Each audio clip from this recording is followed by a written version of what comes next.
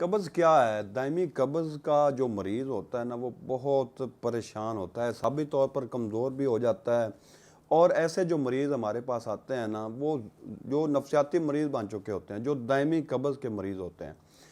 دراصل مسئلہ یہ ہوتا ہے کہ جب معدے کے اندر غذا جاتی ہے، اگر وہ مقررہ وقت تک خارج نہ ہو جائے تو وہ اس کے اندر ایک گیسیں پیدا ہوتی ہیں، تو وہ گیسیں سر کو چڑھتی ہیں یا جسم کے اندر پھیل جاتی ہیں۔ اس سے ہوتا کیا ہے کہ سر میں درد ہو جاتی ہے، بلڈ پریشر تیز ہو جاتا ہے، یا جسم میں دردیں رہنا شروع ہو جاتی ہیں۔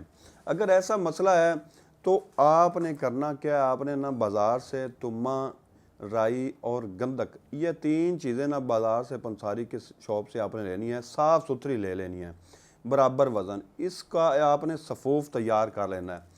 اس صفوف کو آپ نے نا 00 کیپسول کے اندر فل کر کے رکھ لینا ہے۔ اس کیپسول کو آپ نے رات سوتے وقت ایک پانی کے ساتھ استعمال کرنا ہے۔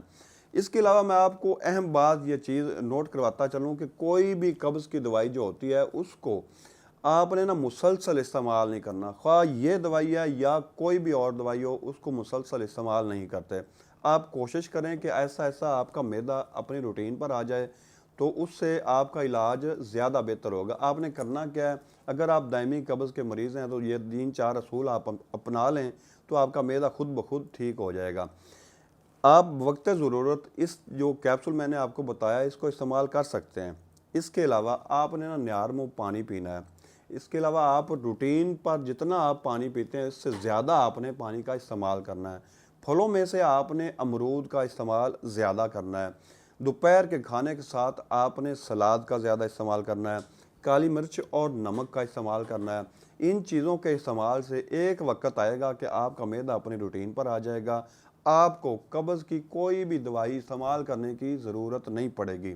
انشاءاللہ اس عمل کو دہرائیں، یہ دوائی استعمال کریں، اور جو میں نے آپ کو احتیاط بتائے ہیں یا آپ کو میں نے چیزیں بتائی ہیں ان کو استعمال کریں۔ انشاءاللہ آپ کا معدہ بالکل ٹھیک ہو جائے گا، آپ کو کسی بھی دوائی کی ضرورت نہیں رہے گی۔ یہ تھی قبض کی دوائی، میں نے آپ کو بتائی۔